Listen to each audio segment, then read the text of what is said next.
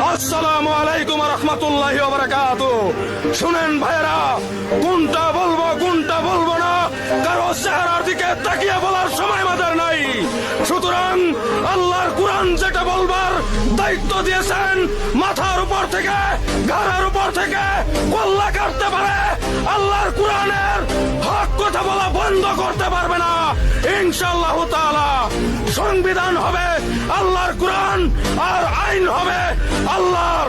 সুতরাং সেই আল্লাহর আইনে থেকে, আল্লাহর কোরআন থেকে এই শিশু ধর্ষণকারীদের যে বিচার ঘোষণা করা আছে সেই বিচার করতে হবে।